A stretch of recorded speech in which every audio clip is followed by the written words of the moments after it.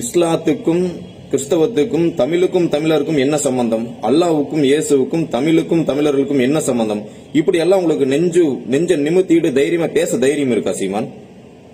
இல்ல கேக்குறோம், தொடர்ந்து இந்துக்கள்னா மட்டும்தான் உங்களுக்கு இழிச்சுவாத்தனமா தெரியுதா? நேற்றுக்கு ஏதோ பேட்டியில சிவனுக்கும் முருகனுக்கும் ஹிந்து மதத்துக்கு என்ன சம்பந்தம்? ஹிந்துக்களை மட்டும்தான் 200 வருஷத்துக்கு முன்னாடி ஹிந்து மதங்கிற பேர் வச்சான். கிறிஸ்தவ வெள்ளைக்காரன் வச்சுட்டு போனா. அதுக்கு முன்னாடி நம்மளாம் சைவர்கள், அதனால ஹிந்து மதத்தை நம்ம ஏத்துக்கூடாது, தமிழர்கள் ஏத்துக்கூடாதுன்னு சொல்றீங்களா?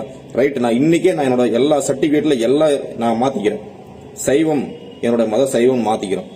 இந்த தைரியம் தில்லும் ஒரு முஸ்லீமுக்கு இருக்குமா? இல்ல முஸ்லீம் கிட்ட போய் இந்த அறிவுரை வெங்காயத்தை நீங்க சொல்லுவீங்களா சீமான்? கேக்குறேன். நீங்க சொல்றீங்க, நீங்க போய் சொல்லுங்க அந்த முஸ்லீம் கிட்ட போய் தொப்பியெல்லாம் எடுத்துரு தம்பி, அண்ணன் நான் வந்துட்டேன், நான் மான தமிழர் பிரபாகரனுடைய பிள்ளை, நான் வந்துட்டேன். இனி நீ அரபு நாட்டில இருந்து வந்த ஒரு மதத்தை சொல்லக்கூடாது, நம்மளுக்கு அதுக்கு சம்பந்தம் கிடையாது. நீ இனிமேல் தமிழன்.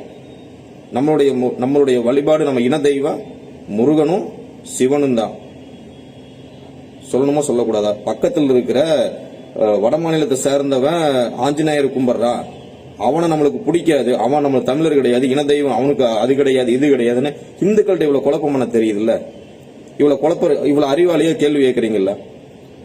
அதே மாதிரி முஸ்லீம் கிட்ட கேட்க முடியுமா? சீமான் என்ன வேணா சொல்ற, நீங்க என்ன வேணா பேசுங்க.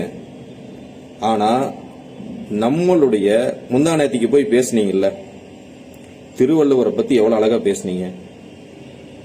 எத்தனையோ நம்மளுடைய வரலாறுகளை, தமிழ் வரலாறுகளை பேசுறீங்க, இல்ல சங்க இலக்கியங்களை பத்தி பேசுறீங்க. இதுல ஒன்னையாவது நீங்க மேடையில பேசக்கூடிய ஒன்னையாவது ஒரே ஒரு விஷயத்தையா திருவள்ளுவர்ல இருந்து இத்தனை சங்க இலக்கிய நூல்களை பத்தி எடுத்து பேசுறீங்க, ஒன்னையாவது முஸ்லீம் ஏத்துக்கு தயாரா இருக்கானா?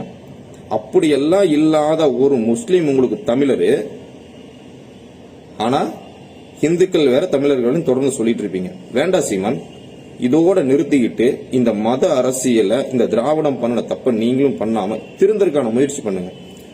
அதனால நேற்றைக்கு முன்தினம் அந்த பாரதி கண்ட வந்தே மாதரம் அப்படிங்கிற மேடையில பேசின சீமானுடைய அனைத்து கருத்தையும் மதிக்கிறோம்.